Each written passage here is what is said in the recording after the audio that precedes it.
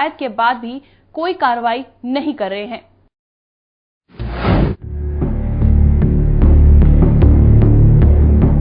UP में लगातार सड़क हादसों का ग्राफ बढ़ता ही जा रहा है। शासन प्रशासन हर कोशिश नाकाम होती नजर आ रही है। प्रशासन ने सड़क हादसों को रोकने के लिए कई मुहिम चलाई, कई नियम भी बनाए। इस जद्दोजहद में मैन पुलिस भी आगे बढ़ती हुई दिखाई दी। हादसे रोकने के लिए पुलिस विभाग ने एक बड़ी रैली का आयोजन किया। इस रैली में बड़ी संख्या में पुलिस कर्मियों और अधिकारियों ने हिस्सा लिया। आपको बता दें कि इस रैली की शुरुआत पुलिस लाइन से की गई। यात्रा शहर के कई मुख्य मार्गों से होती हुई करहल चौराहे पर समाप्त हो गई। इस यात्रा को लेकर कई लोगों ने पुलिस के इस तरीके की जमकर सराहना की है।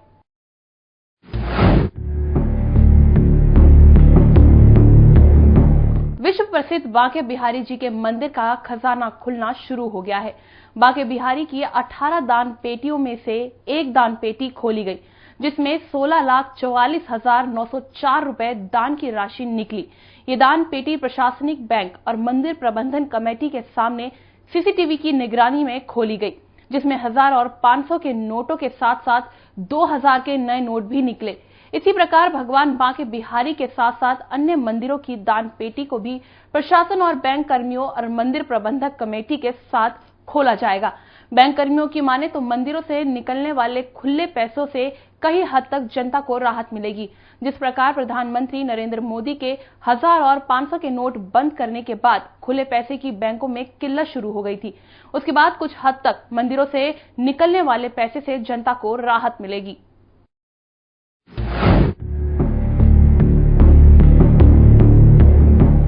चुनाव आयोग ने एक बड़ा फैसला लेते हुए प्रत्याशियों को जोरदार झटका दिया है। दरअसल चुनाव आयोग ने कानपुर के 3 प्रत्याशियों के आगामी चुनाव लड़ने पर रोक लगा दी है।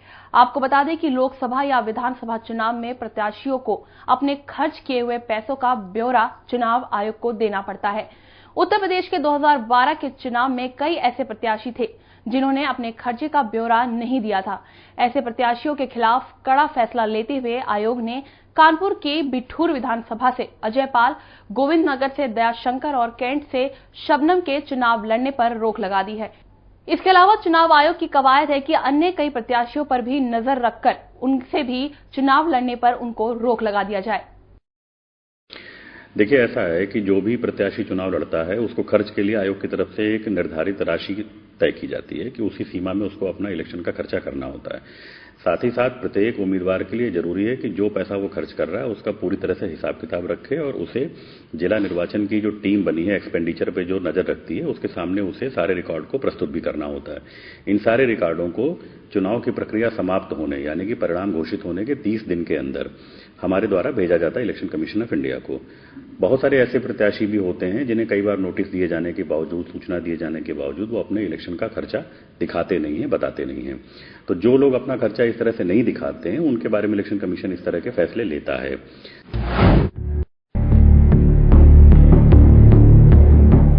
नोटबंदी को लेकर जगह जगह विपक्षी नेता हंगामा काट रहे हैं।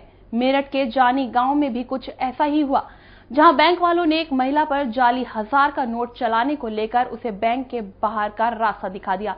बैंक कर्मियों को महिला का 1000 का नोट जाली लग रहा था, जिसके चलते उन्होंने महिला को बैंक से बाहर निकाल दिया, जिससे नाराज होकर राष्ट्रीय लोकदल के नेता संजय ने बैंक कर्मियों से अभद्रता करनी शुरू कर दी और साथ ही उन्होंने बैंक में खूब हंगामा काटा और मोदी के खिलाफ जमकर नारेबाजी की।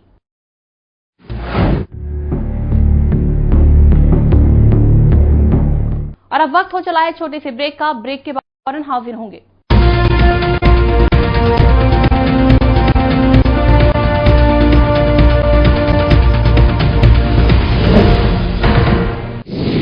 अपराध की दुनिया की हर खबर पर होगी नजर। अपराध कहां हुआ, कब हुआ, क्यों हुआ, हम करेंगे पूरी तहकीकात, क्योंकि हर अपराध देश को कहा है बर्बाद। देश को क्राइम फ्री बनाने में चाहिए आपका साथ।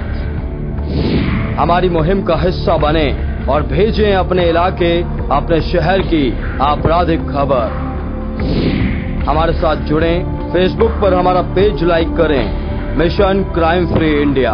ट्विटर पर हमें फॉलो करें missioncrimefreeindia7 और जीमेल पर हमें मेल करें missioncrimefreeindia@gmail.com, क्योंकि ये मिशन है क्राइम फ्री इंडिया बनाने का।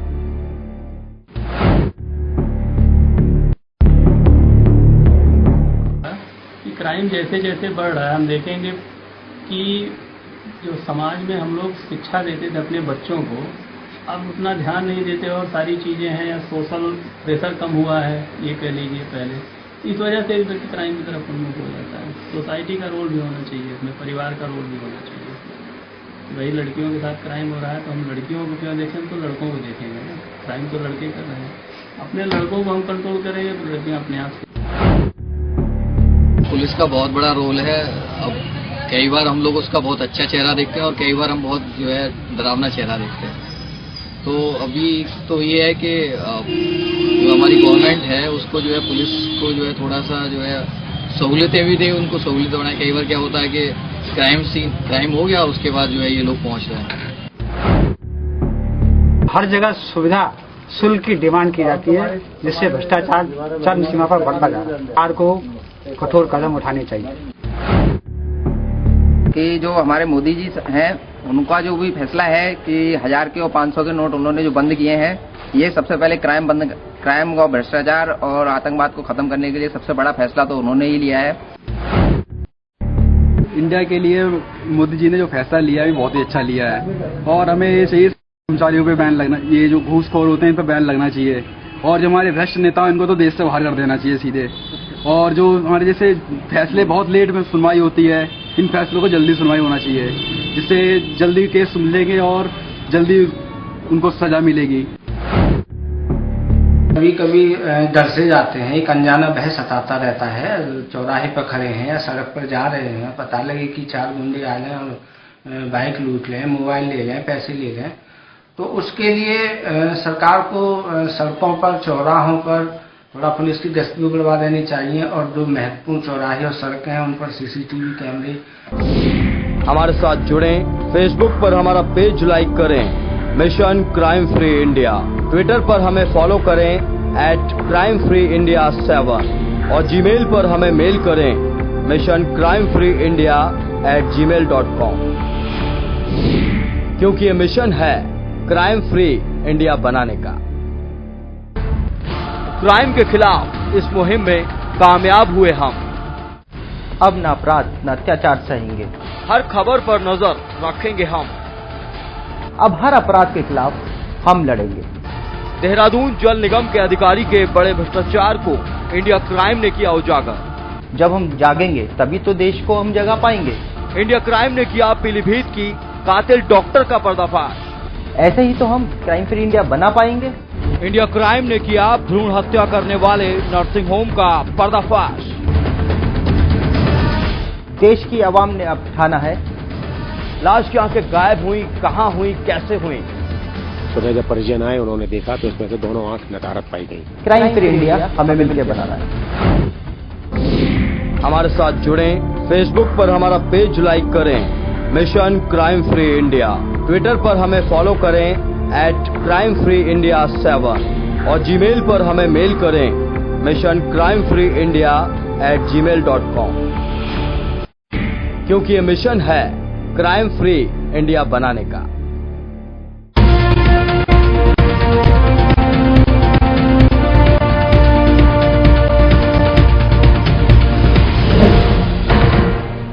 मेरठ में आज एक फोम फैक्ट्री में भीषण आग लगने से फैक्ट्री में रखा सारा माल जलकर खाक हो गया।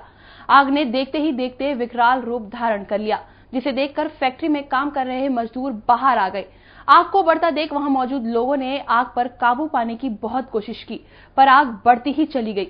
इसके बाद दमकल को सूचना दी गई, जिसके बाद दमकल विभाग की गाड़ियां मौके पर पहुंची और दमकल कर्मियों ने भारी मशक्कत के बाद आग पर काबू पाया। हालांकि इस आग में लाखों का माल जलकर खाक हो गया, लेकिन अच्छी बात यह है कि किसी भी कर्मचारियों को कोई नुकसान नहीं हुआ है। हालांकि अभी तक आग लगने के कारणों का पता नहीं चल सका है, लेकिन दमकल विभाग आग लगने के कारणों की जांच कर रही है।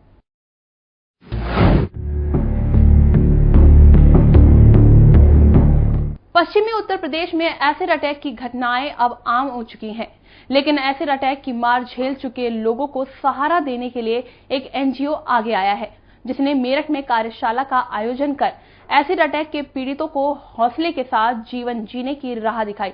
इतना ही नहीं, एसिड अटैक के कारण जिन महिलाओं के चेहरे खराब हो चुके हैं, उनको मेकअप के जरिए ठीक करने के गुण भी सिखाए। साथ ही उनको बताया गया कि मेकअप के जरिए वो अपनी त्वचा को ठीक कर सकती हैं और समाज में पहले की तरह उसी हौसले और आत्मविश्वास के साथ रोजगार भी कर सकती हैं। दरअसल प्रधानमंत्री कौशल विकास योजना के तहत beauty and wellness sector skill counselling ने मेरठ में कार्यशाला का आयोजन किया। लीडरशिप के under we fall under the ministry of skill development and entrepreneurship. इसका बेसिक पर्पस ये है कि हम बच्चे जो हैं, यूथ जो हैं, उनके लिए मल्टीपल करियर अपॉर्चुनिटीज करें ताकि वो कल को चल के उनको परस्यू करें और ट्रेन हों and they become self sufficient and they can earn they stand on their feet. तो आज हम जो यहाँ पे हमारी छोटी सी जो कोशिश है, इसका बेसिक पर्पस है जो एसिड अटैक सर्वाइवर्स होते हैं, आज के दिन में वो अपनी किसी फॉल्ट करके नहीं, they are going through this I would say ostracization from the society. So I would हमारी थोड़ी सी कोशिश है कि हम उनको स्किल करें, उनको ट्रेन करें, उनको अपने पैर पे खड़ा करें ताकि वो आगे चल के पैसे कमा पाएं और अपने लिए सेल्फ सफिशिएंट हो पाएं।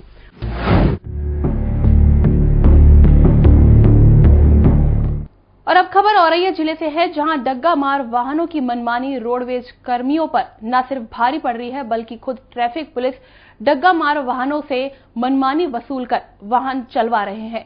और जब इस बात का विरोध रोडवेज कर्मियों ने किया तो पुलिस कर्मियों ने रोडवेज कर्मियों की जमकर लात घूंसों से पिटाई की।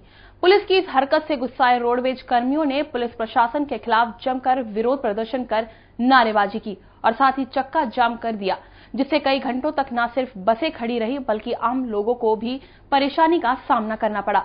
रोडवेज कर्मियों का कहना है कि पुलिस की वजह से डग्गा मार वाहन रोडवेज के सामने अपना स्टैंड लगाए हुए हैं और ट्रैफिक पुलिस उन्हें संरक्षण दे रहा है, जिससे आए दिन रोडवेज कर्मियों के साथ आए दिन मारपीट की घटना हो रही है। लेकिन पुलिस प्रशासन रोक लगाने के बजाय उन्हें बढ़ावा दे रही है और इसे किसी कीमत पर बर्दाश्त नहीं किया जाएगा।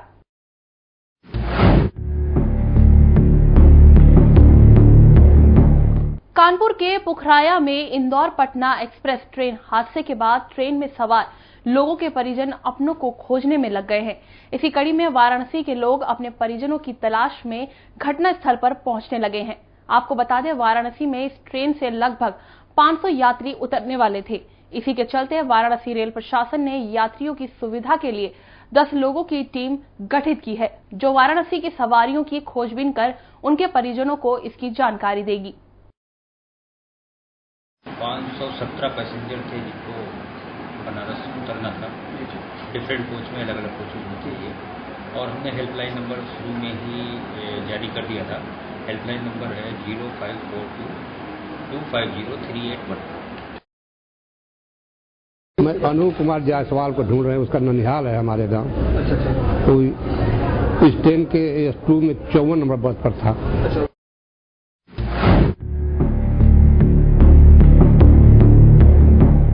संभल जिला अस्पताल के पूर्व CMS JPS यादव के सरकारी आवास से अवैध राइफल बरामद किया गया, लेकिन पुलिस और प्रशासनिक अधिकारी मामले को रफा दफा करने में लगे हैं। बता दें, संभल जिले के अस्पताल में तैनात थे CMS JPS यादव और डॉक्टर पत्नी अर्चना यादव। दरअसल संभल के जिला अस्पताल में जिला प्रशासन सरकारी आवासों पर अवैध कब्जों को लेकर खाली करवाने पहुंचे तो प्रशासन ने जब JPS यादव और उनकी पत्नी अर्चना यादव के आवास को खाली करवाना शुरू किया तो उनके आवास से अवैध राइफल बरामद हुई, जिसको देखकर प्रशासन के अचानक इसी दौरान CO संभल के पास किसी बड़े नेता का फोन आया और वो इस मामले को दबाने में जुट गए और मीडिया को भी चकमा देने में लग गए। पर इस मामले पर CMS JPS यादव और उनकी पत्नी ने चुप्पी साध ली है। उसके बाद कोई पत्रावली यहाँ मिली नहीं कि आवंटित वास्तव में हुआ था या नहीं। इसके पश्चात DM साहब के संज्ञान में आने के बाद उस समय नोटिस जारी की। DM साहब के संज्ञान पुनः आने के बाद उन्होंने निर्देशित किया कि इसे तत्काल खाली कराया जाए। तो 3 दिन पहले जब मेरे द्वारा यहाँ पे खाली कराने के लिए दलबल के साथ में पहुंचा तो उन्होंने कहा कि नहीं, मुझे नोटिस शामिल नहीं हुई थी, इसलिए अभी हमें 3 दिन का वक्त दे दिया जाए।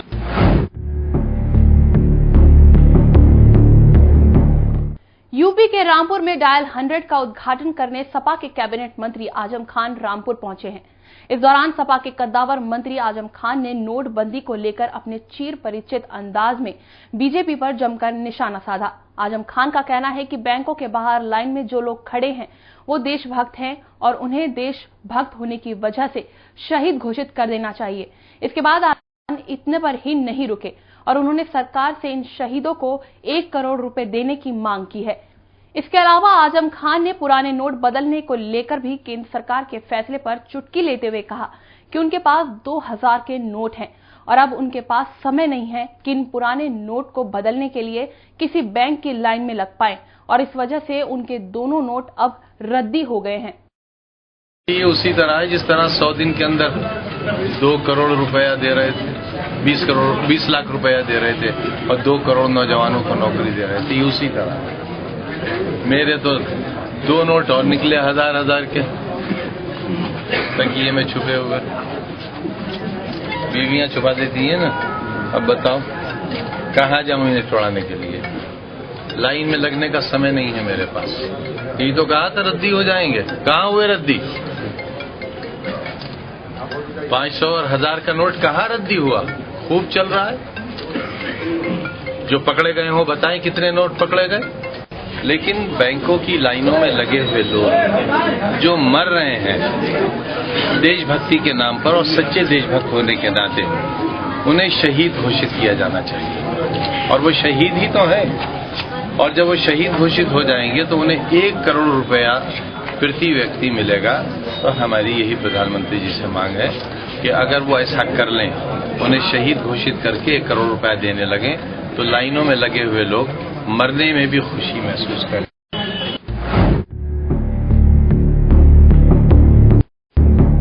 प्रधानमंत्री नरेंद्र मोदी के नोटबंदी के फैसले का असर सबसे ज्यादा किसानों पर पड़ रहा है। इसी को ध्यान में रखते हुए हमारी टीम ने संसदीय क्षेत्र वाराणसी के भट्टी गांव में भ्रमण किया, जहां आमतौर पर किसान पीएम के इस फैसले से नाखुश नजर आए। किसानों का कहना था कि देश भर में रबी की फसल की बुआई का समय है, लेकिन किसान खेत में ना होकर की लाइन में लगा हुआ है। इसके बाद भी आवश्यकता अनुसार पैसा नहीं मिल पा रहा है। किसानों ने तानाशाही बताते हुए कहा कि देश में कालाबाजारी बढ़ गई है। सरकारी समितियां खाद बीज के लिए पुराने नोट स्वीकार नहीं कर रहे हैं। वहीं गांव की महिलाओं का कहना था कि पैसा ना भेजने से भूखमरी जैसे हालात बनते जा रहे हैं। नोट बंद हो गल बा तो यह हाथ टूट गल बा, जन 500 का 1000 नोट नहीं भजत बा तो हम लोग कैसे दवाई करल जाए या कैसे जन की बाल बच्चा खियावल जाए या कुल बाटल नहीं अथवा खेती में खेती खरियान में करत बा जात बा नहीं बिचात बा भाई पैसा कौड़ी भत्ता नहीं बा तो लड़का लोग रख के चली आवत बा।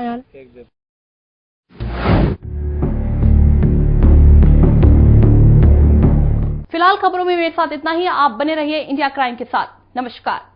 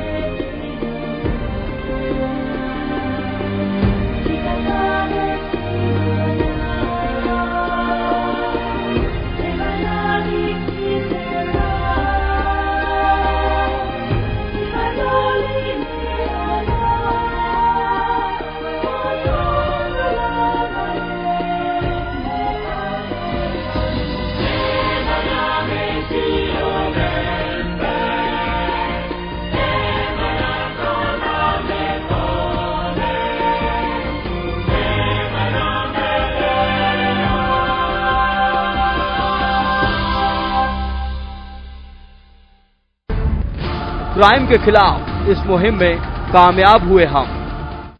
अब न अपराध न अत्याचार सहेंगे, हर खबर पर नजर रखेंगे हम।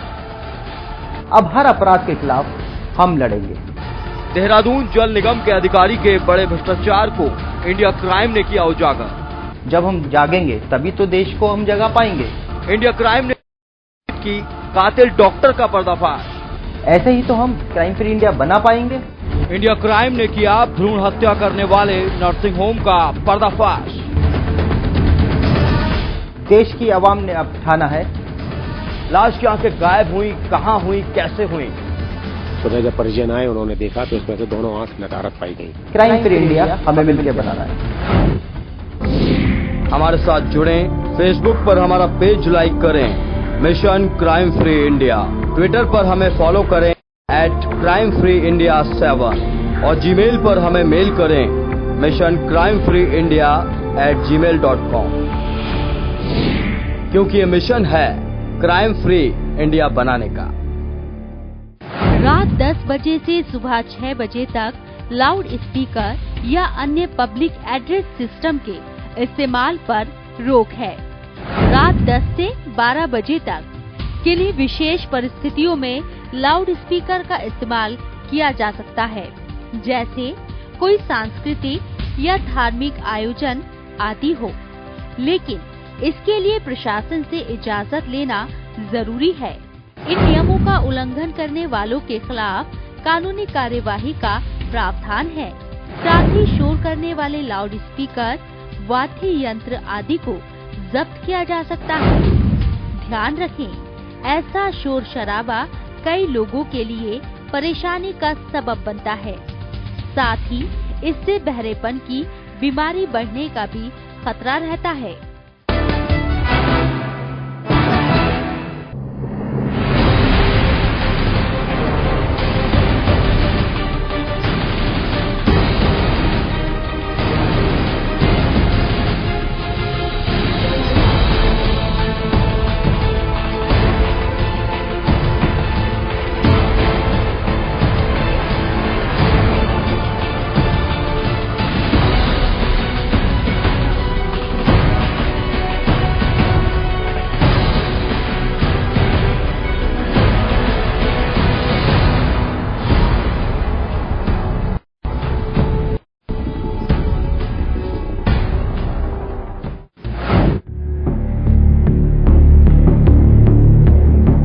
हाईवेज पर पुलिस प्रशासन को गश्त पे ज़्यादा ध्यान देना चाहिए और ये फैंटम का बहुत ज़्यादा इसमें सहयोग होना चाहिए।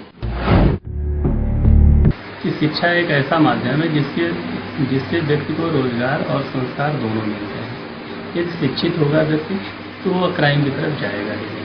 तो सबसे पहले शिक्षित बनाने की कोशिश किया जाए और बेरोजगारी दूर करने की कोशिश की जाए तो क्राइम फ्री अपने आप हो जाए।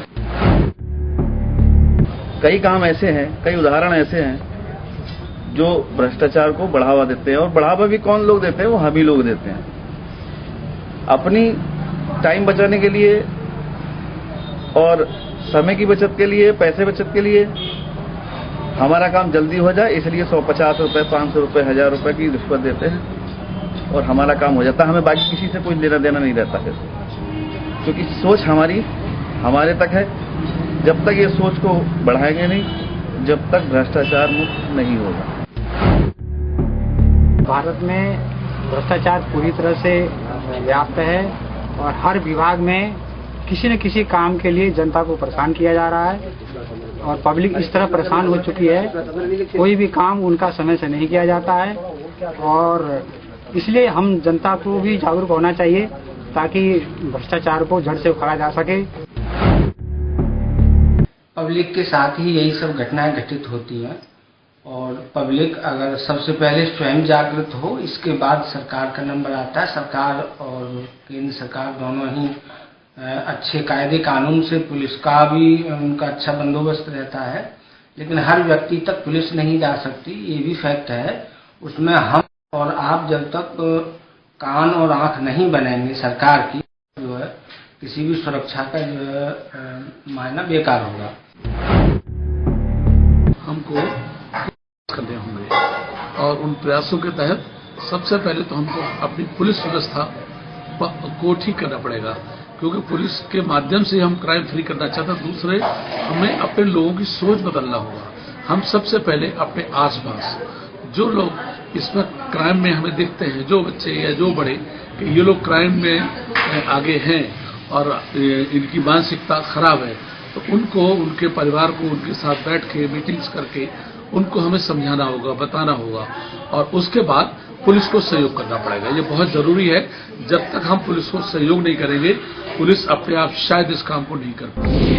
हमारे साथ जुड़ें, फेसबुक पर हमारा पेज लाइक करें, mission crime free India. Twitter पर हमें फॉलो करें @crimefreeindia7 और जीमेल पर हमें मेल करें missioncrimefreeindia@gmail.com, क्योंकि ये मिशन है क्राइम फ्री इंडिया बनाने का।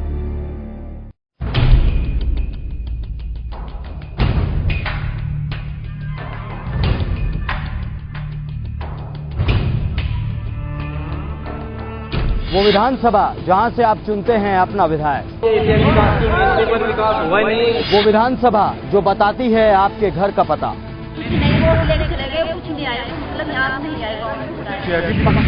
काम करा जहाँ से आती वहाँ तो गली लगवा दी और जहाँ दूसरी पार्टी है थोड़ा गली आगे वहाँ से काम करवा। हम करेंगे उसी विधानसभा की पूरी पड़ताल। हमें तो यही लगा कि अपने हमारे गांव में तरक्की, लेकिन कोई तरक्की का काम नहीं हुआ यहाँ। ये स्कूल में टीचर भी नहीं है और ना ही कर्मचारी है, बच्चे खुद साफ सफाई कर रहे हैं। जानेंगे आपके मुद्दे, आपकी राय। उन्होंने कुछ नहीं देखा, क्या हो रहा क्या नहीं, वो दंगे के साथ जाते ही नहीं। एक ही संप्रदाय को देखा जा रहा है। विधायक जी को देना होगा अपनी परफॉर्मेंस का हिसाब। इससे तो इतने परेशान है। क्या बदल गया विधानसभा का सूरत हाल? ये हाथा है गेट बदला है, जब से यहाँ दिखाई दे रहा और कुछ नहीं दिखाई दे रहा। ना अस्पताल है, ना कोई सुविधा है, सवारी की भी सुविधा नहीं कोई ऐसी, और ना या फिर सड़क, चिकित्सा और शिक्षा का बुरा है हाल। जब यहाँ आए, जब हमारे गाँव में पड़ा, जब अपनी गलती पड़ा। देखिए मेरे साथ विधानसभा रिपोर्ट कार्ड।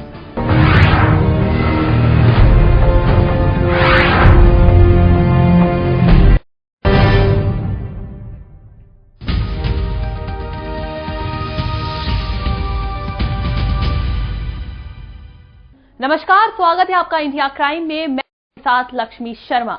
खबरों की शुरुआत से पहले नजर डालते हैं आज की हेडलाइंस पर। प्रधानमंत्री नरेंद्र मोदी आज आगरा में करेंगे परिवर्तन रैली, आवास योजना का करेंगे शुभारंभ, लोगों का जमावड़ा लगना हुआ शुरू, पीएम मोदी करेंगे लोगों को संबोधित। यूपी में कानपुर के पुखराया रेलवे स्टेशन के पास इंदौर पटना एक्सप्रेस दुर्घटनाग्रस्त। इस हादसे में लगभग 90 से ज्यादा लोगों की हुई मौत और 150 से ज्यादा लोग हुए घायल। रेल मंत्री ने की मृतकों को मुआवजा देने की घोषणा। राष्ट्रीय जनतांत्रिक गठबंधन ने नीतीश सरकार के कामकाजों का किया रिपोर्ट कार्ड तैयार। रिपोर्ट कार्ड के आधार पर नीतीश कुमार को विफल मुख्यमंत्री दिया करार। 70 पन्नों की रिपोर्ट में पूछे कई सवाल। प्रधानमंत्री नरेंद्र मोदी के नोटबंदी फैसले पर सपा प्रदेश अध्यक्ष शिवपाल यादव का बयान। शिवपाल ने कहा, तानाशाही भरे फैसले के लिए जनता नहीं करेगी मोदी सरकार को माफ। करेंसी बंद को किसानों की बढ़ती समस्या बताया। रक्षा मंत्री मनोहर पर्रिकर ने तेजस विमान की दी जानकारी। कहा, देश में निर्मित विमान तेजस उतना ही सक्षम जितना फ्रांस निर्मित लड़ाकू विमान राफेल। 33 सालों से रुकी हुई थी तेजस निर्माण की परियोजना। शामली में दबंगों ने मकान कब्जे में लेकर एक युवक को उतारा मौत के घाट। दिन दहाड़े पीड़ित के घर पर चलाई गोलियां। पुलिस के पकड़ से दूर आरोपी, परिजनों ने की सख्त कार्रवाई की मांग। उत्तर प्रदेश में कानपुर देहात के पुखरैया रेलवे स्टेशन के पास इंदौर पटना एक्सप्रेस दुर्घटनाग्रस्त हो गई, जिसमें लगभग 80 लोगों की मौत और करीब 150 से ज्यादा लोग घायल होने की खबर सामने आई है। यूपी के एडीजी दलजीत सिंह चौधरी ने बताया कि यह हादसा ट्रेन के 14 डिब्बों के पटरी से उतरने के कारण हुआ है। वहीं उत्तर प्रदेश के मुख्यमंत्री अखिलेश यादव ने डीजीपी के निजी तौर पर राहत और बचाव की निगरानी करने के निर्देश दिए हैं। पुलिस उप महानिरीक्षक ने बताया कि बचाव और राहत कार्य तेजी से चल रहा है। घायलों को अस्पताल में पहुंचाने के लिए 21 एम्बुलेंस लगाई गई हैं।